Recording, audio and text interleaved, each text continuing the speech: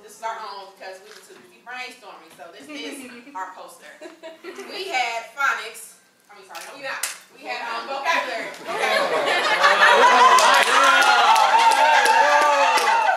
Now we see it. That's smart, right? Okay, we had vocabulary. Now, to break down what we did, Matt and Philip had us explain what's something that we would do with our classrooms. And I asked them, I said, so you mean in the States or here? So we have a combination of both. So these were just some of the stuff that we said that we do. So up here it says advanced vocabulary, computer research, successful PowerPoint on same issues. What that was, sorry, Victoria had received a grant to work on something specific with vocabulary. So the example that she showed us was she would go over different vocab words depending on what the lesson consisted of. So she would give them a word or review a PowerPoint. And the word was confident or diffident or something. One of these. So she'd have this word up here, and then she would say the definition every day. So she would say diffident means lack of self-control or not having faith in yourself. Okay, lack of faith in yourself. So she would say it over and over again. So she says, lack of faith in yourself means very good. Okay. Now, for those who have questions, I know this is obviously an extremely advanced word. If you are in an elementary setting, you could use the word dog.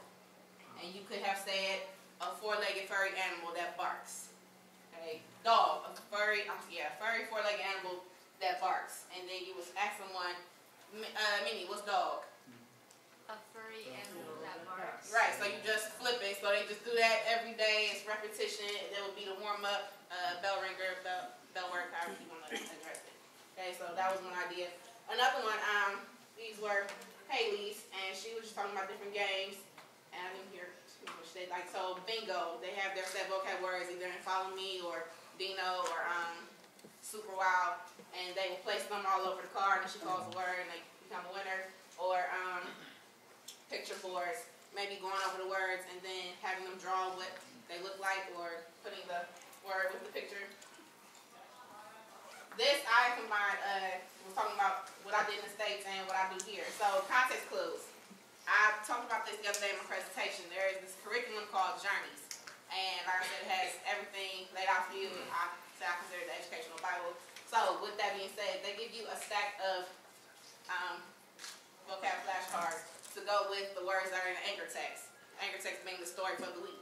So what I do every Monday, I will show the flashcard, and it was a word, the vocab word, used in a sentence. And I read the sentence to the class, and then they tell me what they think it means. Now if they get it right, and it's close to the definition that's on the back of the card, and I'll say that's correct, and the whole class copies what the student said. And then throughout the rest of the week, so Tuesday, Wednesday, Thursday, and before the test on Friday, you just go over the words each day, and you might call the student to say, can you use that word in a different sentence? Or can you tell me what it means? Or fill in the blank sentence with the word.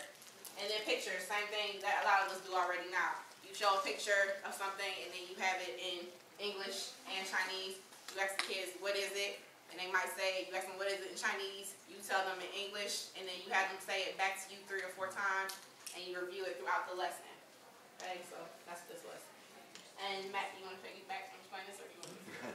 Okay, Greek and Latin roots are when you, this is an advanced technique for your advanced kids in high school, but you just show kids what the Greek and Latin words are so they can break down and decode their own words. Like, take this word diffident here. It has 2 roots. It has dis, which is kind of like away from or apart from, and then it has fident. Fident is faithful. So diffident is literally you are standing away from confidence. You don't have any confidence. You're standing away from confidence. Or from faith in yourself. Confidence, and then when you teach diffident, you can teach confident too. Confident, con or company or COM or CLN is with.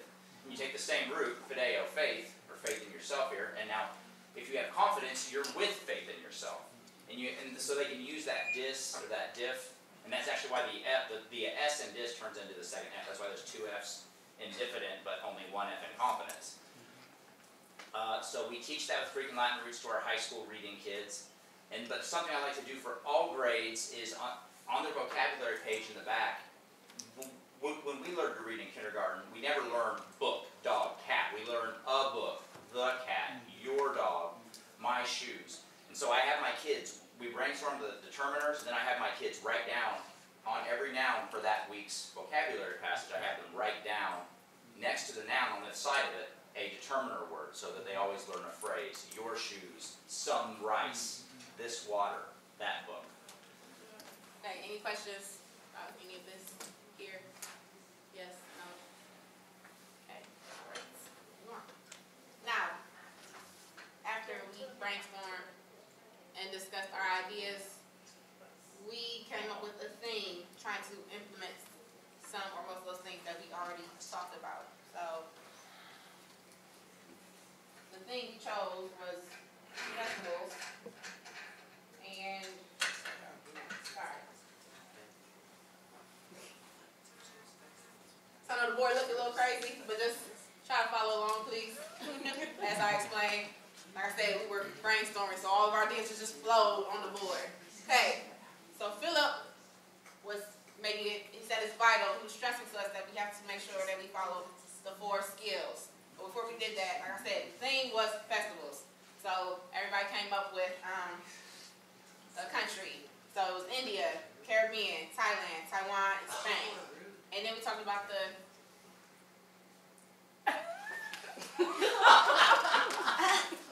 I'm sorry. you need to leave? So, okay.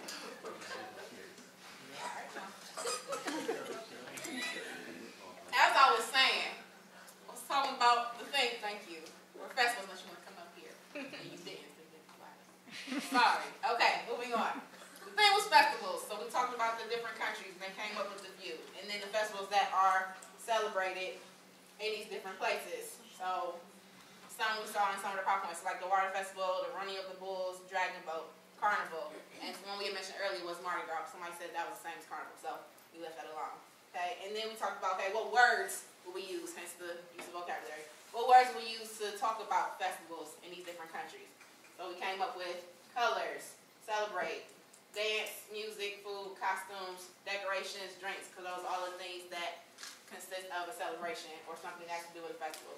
And then if it was cultural or religious, does it have to do with the religious thing of what those what the citizens partake in, or does it have to do with their actual culture of the whole country? All right, so you take all those in consideration, and then Philip was asking, how can we describe using images and words and matching? And that's when we went into the 4 skills: speaking, listening, reading, and writing. Okay, so that's when we're trying to figure out how can we put this into an actual lesson. So we all talked about if they were listening, he had mentioned before when he presented about playing a song and then having them fill in the blank using the vocab word when they hear it. You all follow where I'm going with this? Okay. All right. I'll talk fast. And then reading, we said something about they could read a short story, okay, or the teacher could read a story to them, or yeah, they have a reading about their celebration. Sorry. And then the writing, when they're done, this could be an exit slip or the last stage before the exit slip. They write a sentence or sentences using their vocab words after they hear a story, hear a song, watch a video from YouTube, or some video from someone that actually visited the country. And the exit slip could be, or the exit pass, however you want to word it. The speaking portion of it was they present their sentences to the class using the words from the lesson. And then, anything? Yeah. No. The ending one, to show that students really have learned the vocab, using those words that were presented, they're now going to create their own festivals. Give it a name. Oh, okay, sorry. All right. Okay. So something else that we talked about too, to continue, make this a continuation of the lesson, the kids have to research on the culture some more and using these words. We had said that they could have a corner, if you break them up into groups, everyone gets a corner of the classroom to decorate it to look like that country or for that festival, and then they would have to possibly make the food and bring it in for everybody to sample. Questions, comments, concerns? Now, why did we pick festivals when Alex is doing festivals? Because this was your idea, Matt. Oh, thank you. Thank you for clarifying. You're welcome. All right. Very everybody catch that? That was Matt's idea. Actually, it was. Phillips' I remember the bacon switch now. So Are let's you do saying we this. all look alike? Is that what you're saying? No, I'm not sure. I don't do that. Okay. Now, I was going on the flow. Any questions on this here? No.